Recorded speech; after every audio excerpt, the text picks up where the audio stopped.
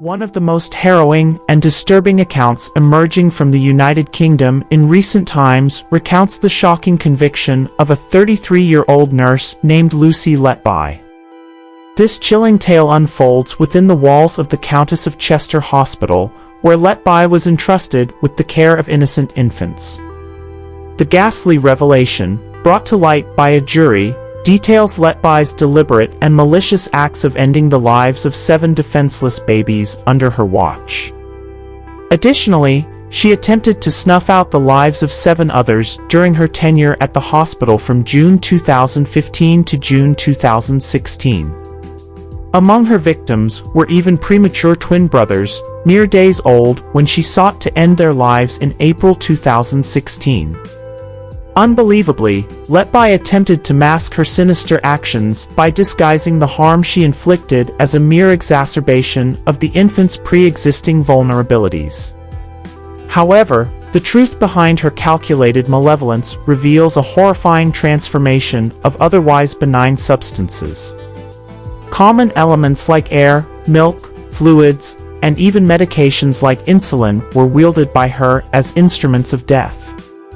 The timeline of her apprehension is equally shocking, with 2 prior arrests in 2018 and 2019 before her final apprehension in November 2020.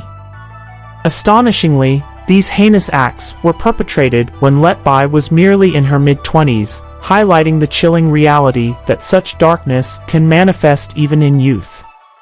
Letters discovered within Letby's residence paint a disturbing self-portrait of her psyche. In one handwritten note, she confessed, "I don't deserve to live. I killed them on purpose because I'm not good enough to care for them." In yet another troubling memo, the words "I am a horrible evil person" and the stark declaration "I am evil, I did this" stood out in capital letters.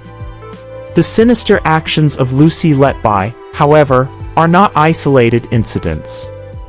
A disturbing pattern emerges as her tale intertwines with other infamous cases of individuals entrusted with preserving life who have devolved into agents of death. Notably, the narrative of Harold Shipman, also known as Fred Shipman, looms large in the annals of the United Kingdom's history. A deep dive into Shipman's past reveals a path paved with unsettling tendencies. As a teenager, he witnessed the relief brought by morphine to his mother's suffering during her battle with lung cancer. This experience seemed to trigger an obsession with opiates, culminating in his forgery of Demerol prescriptions for himself in 1974. Shipman's journey continued with periods of rehabilitation for drug addiction, only to re-emerge as a respected member of the medical community. However, Shipman's sinister transformation escalated, and in 1998, a coroner was alerted to an unusually high mortality rate among his patients. Suspicion finally landed on Shipman when it was discovered that one Kathleen Grundy's will excluded her own family while bequeathing a staggering sum to Shipman himself. This led to investigations, exhumations, and autopsies that unveiled a horrifying modus operandi. Shipman had administered fatal doses of heroin, then falsified death certificates and medical records to veil his malevolent acts. Ultimately, Shipman's reign of terror culminated in 2000 with 15 life sentences for murdering 15 women through lethal heroin injections. Tragedy takes an international turn as we shift our focus to Italy. There, the unsettling saga of emergency room Dr. Leonardo Casanica and his nurse lover, Laura Tironi, comes to the fore.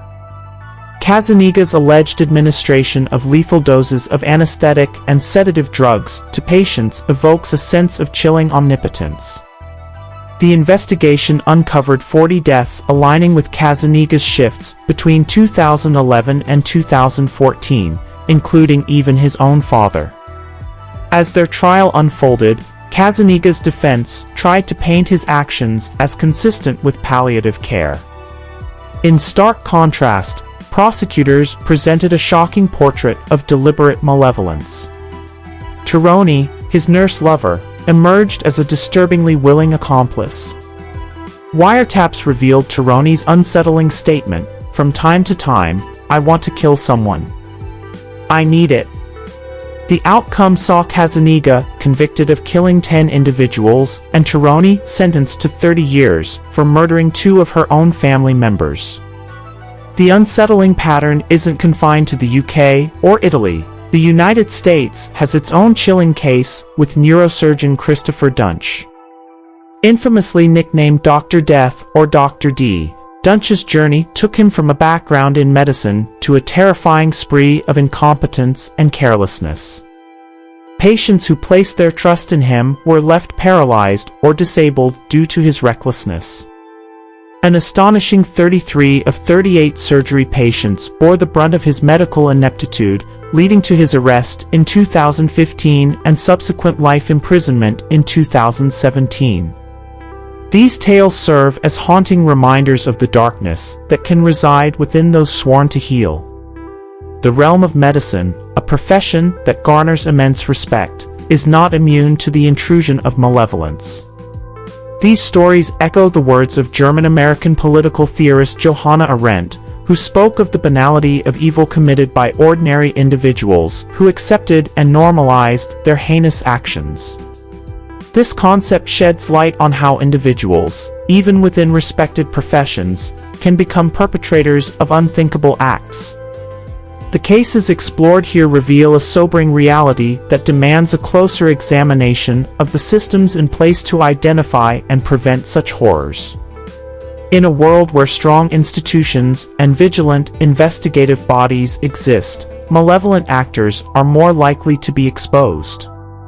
Yet, the absence of such mechanisms in certain regions allows these tragic narratives to unfold unchecked. As we reflect on these tales, it becomes evident that the safeguarding of trust and ethics within the medical profession is paramount.